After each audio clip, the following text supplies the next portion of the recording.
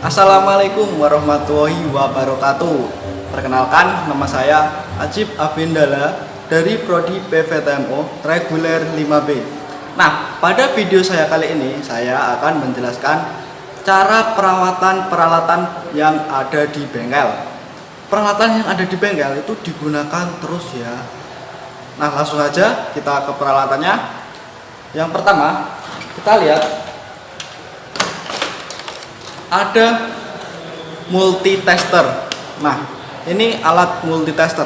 Multitester ini digunakan untuk mengukur tegangan baterai, tegangan arus AC, DC, untuk hambatan listrik, itu juga bisa pakai ini ya.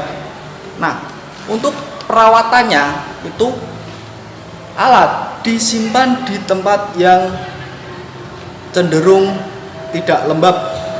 Harus disimpan di tempat yang kering untuk menjaga dia supaya komponen elektronik yang ada di dalam multitester ini dia tidak konslet ya. Kemudian propnya perawatannya cukup kalian gosok aja dengan amplas yang halus supaya kerak-kerak kotoran yang ada di ujung prop ini bisa hilang. Nah, ini tadi perawatan multitester. Oke. Nah, selanjutnya ini ada filler gauge. Nah, alat ini digunakan untuk mengukur celah suatu benda. Misalnya celah katup itu bisa diukur pakai ini ya. Celah busi juga bisa pakai ini.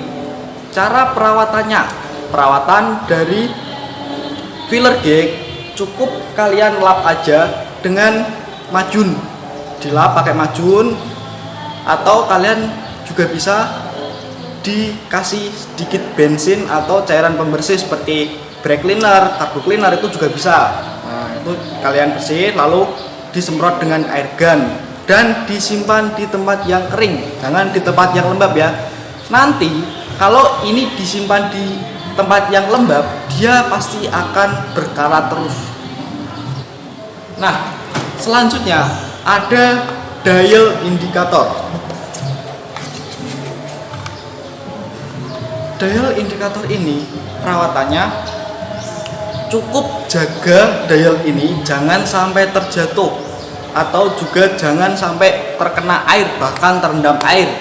Jika ini terendam air di dalamnya ini pasti dia akan berkarat dan macet. Untuk mengukur pun dia tidak akan maksimal lagi. Dial ini digunakan untuk mengukur suatu bidang, kerataan suatu bidang, kerataan poros, keolengan poros, itu juga bisa pakai dial indikator ini ya. Nah, selanjutnya ada palu. Palu ini berfungsi untuk memukul benda kerja yang keras. Palu ini ada banyak sekali model ya. Ada palu karet, palu plastik, palu konde. Cara perawatannya cukup kalian bersihkan dari sisa-sisa oli. Tapi jangan pakai cairan seperti bensin, brake cleaner, atau cargo cleaner. Itu karet ini pasti dia akan mengelupas. Nah, itu cukup kalian lap aja, jangan sampai dia ada gemuk atau kotoran lainnya di sini.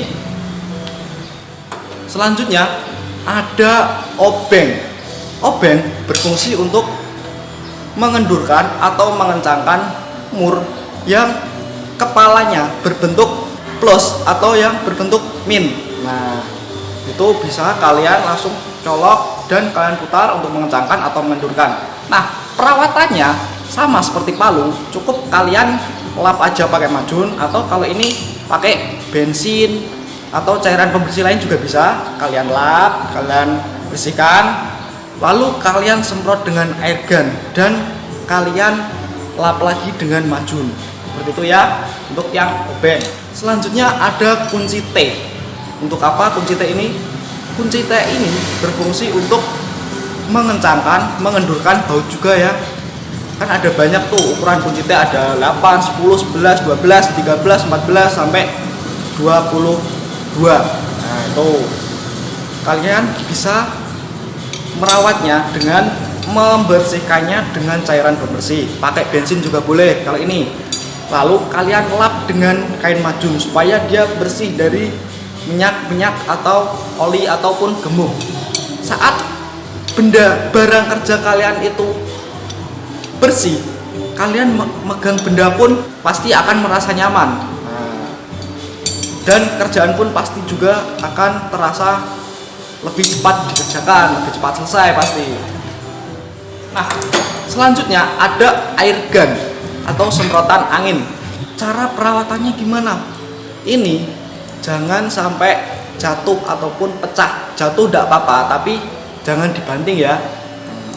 Air gun ini berfungsi untuk menyemprotkan tekanan udara dari kompresor ke benda yang akan disemprot. Dia akan menyemprot. Tuh, air gun. Nah, selanjutnya ini ada tang kombinasi dan tang lancip. Fungsinya hampir sama. Dia untuk menjepit suatu benda. Juga bisa untuk memotong. Nah, ini bisa memotong. Kalau ujung ini bisa untuk benda yang kecil, itu bisa pakai ini. Cara perawatannya sama dengan palu. Dia boleh terkena cairan kimia seperti bensin, campuran kimia seperti bensin itu bisa, carbo cleaner, brake cleaner atau cairan pembersih lain itu bisa ini. Dan saat pembersihan itu perhatikan ya, perhatikan pada bagian karetnya, jangan sampai dia mengelupas ataupun hancur. Kalau sudah mengelupas atau hancur itu susah untuk digunakan. Itu tadi perawatan dari tang lancip dan tang kombinasi ya. Nah, ini selanjutnya ada obeng ketok. Nah, ini obeng ketok. Cara perawatannya hampir sama dengan kunci T, tang ataupun dengan obeng tadi. Cara perawatannya yaitu dengan membersihkannya menyeluruh, pakai cairan pembersih boleh, namun sedikit aja, lalu kalian lap dengan majun yang bersih. Dan kalian harus kembalikan lagi ke tempatnya semula seperti ini ya, supaya dia tidak hilang. Nah, itu pembersihan dari obeng ketok ini. Nah, ini selanjutnya ada kunci sok. Nah, kunci sok ini ada satu set ya, dari angka paling kecil dari 8 sampai mata sok yang ke 32. Cara penggunaannya kalau anak bengkel pasti sudah tahu ya. Nah, ini misalkan kita pakai mata sok ukuran 32, pingin dikombinasikan dengan recet seperti ini, kalian tinggal masukkan sini aja, sambung sini, taruh di baut yang ingin dilepas atau dikencangkan, tinggal kalian putar seperti ini ya. Cara melepasnya cukup gampang. Kalau recet itu dia ada penguncinya kayak gini. Kalian harus tekan tombol yang ada di ujung sini, tekan, baru kalian bisa cabut mata soknya. Misalkan kalian tidak menekannya, itu dia susah untuk keluar ya. Untuk mencabutannya itu dia susah. Nah, kalian harus tekan dulu sampai mentok, lalu kalian baru mencabutnya. Mata sok ini bisa dikombinasikan dengan sliding T. Nah, sliding T kalian harus sambung lagi dengan sambungannya seperti ini, dan kalian bisa sambung mata sok dengan penyambungnya ini. Nah, dia jadi seperti kunci T ini, seperti ini. Nah, kalian bisa putar kanan atau kiri dengan mudah ya, seperti ini. Nah, ini ada fleksibel pada kunci sok. Itu kegunaannya untuk apa toh fleksibel? Nah, fleksibel ini dia bisa bergerak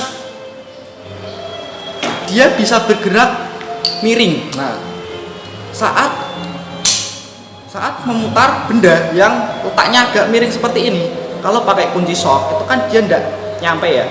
Kalau pakai handle itu dia kan tidak nyampe ya. Misalkan di sini itu ada benda kerja lain. Nah, kalian bisa memutarnya dengan fleksibel shock. Nah, dia bisa bergerak saat miring gini, bisa berputar seperti ini ya.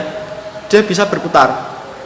Nah, bahkan saat lurus atau bergerak nyaris 90 derajat kayak gini, dia juga masih bisa berputar. Nah, Itu kelebihan dari fleksibel. Kalau pakai shock itu ada fleksibelnya, dia bisa bergerak putar kayak gini. Nah, untuk perawatan dari kunci shock sendiri, kalian gampang sekali. Kalian tinggal cuci shock tersebut dengan bensin atau cairan sejenis bensin lah. Nah, seperti itu. Lalu kalian pakein kuas, dikuasin semua sampai bersih semua. Setelah selesai, kalian semprot dengan air gun atau angin dengan tekanan tinggi tadi ya. Kalian semprot, kalian bersihkan, lalu kalian lap dengan kain atau majun seperti itu. Lalu kalian kembalikan lagi ke tempat aslinya seperti ini supaya dia tidak hilang. Nah, selanjutnya ada kunci ring pas seperti ini ya, kunci ring pas. Dia untuk mengencangkan atau mengendurkan baut. Nah, caranya kalian taruh baut di sini, atau misalkan ini kunci ini anggap aja kepala baut, kalian taruh di sini dan kalian putarkan 360 derajat pun bisa, asalkan tempat untuk berputarnya itu dia longgar. Nah, itu dia bisa. Nah, yang dinamakan kunci ring itu yang bundar ini, dia kan bentuknya seperti ring ya. Ini ya seperti ring. Nah, yang ini namanya kunci pas. Pas itu bentuknya cuman gini, bentuknya kayak gini aja. Bisa disebut kunci ring pas, itu kan dia yang sini ring, di sini pas. Misalkan di sini bentuknya sama, berarti kunci pas. Jika di sini bentuknya, yang sini bentuknya ring, berarti ring-ring. Nah, gitu ya.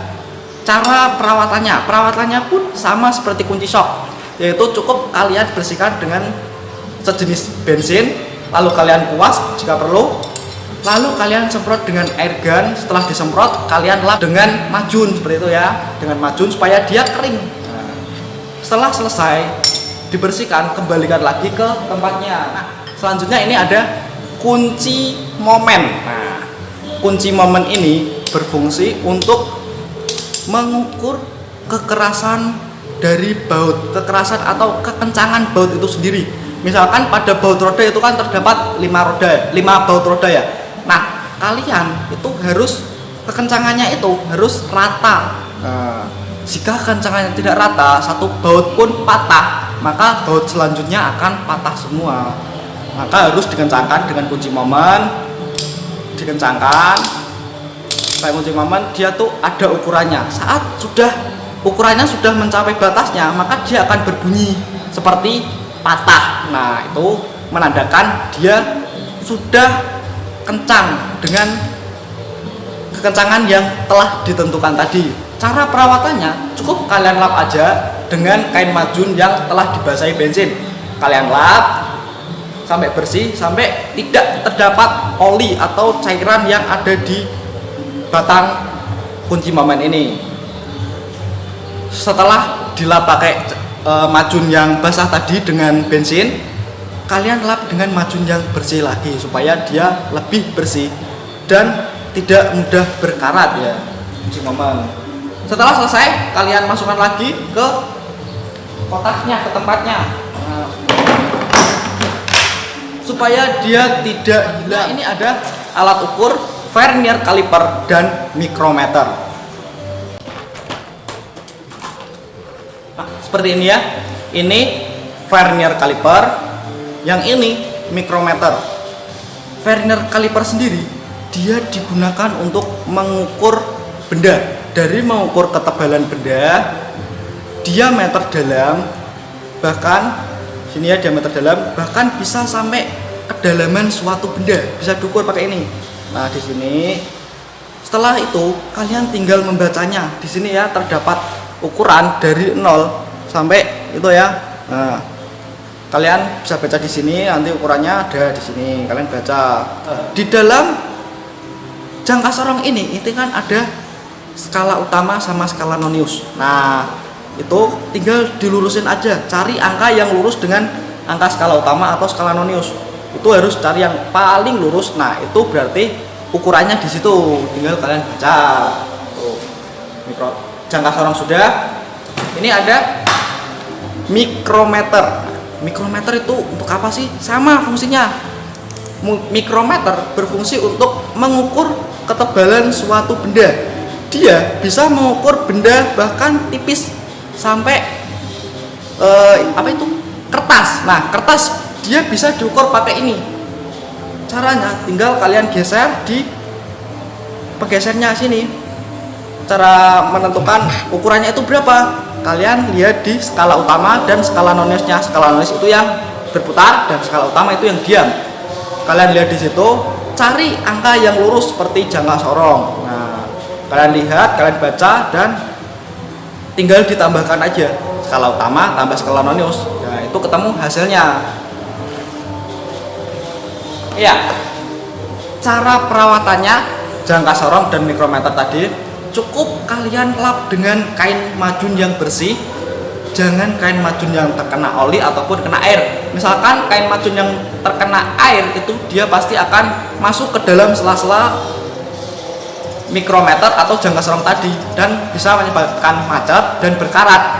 Nah, untuk itu kalian lap dengan majun yang bersih, dilap merata, dan setelah selesai, setelah bersih, kalian taruh di kotaknya lagi seperti tadi ya. Taruh di kotaknya. Nah, itu tadi ya perawatan sebagian kecil dari peralatan bengkel yang bisa saya sampaikan. Saya mohon maaf jika ada salah atau tingkah laku saya yang tidak berkenan di hati penonton semua. Saya ucapkan terima kasih. Wassalamualaikum warahmatullahi wabarakatuh.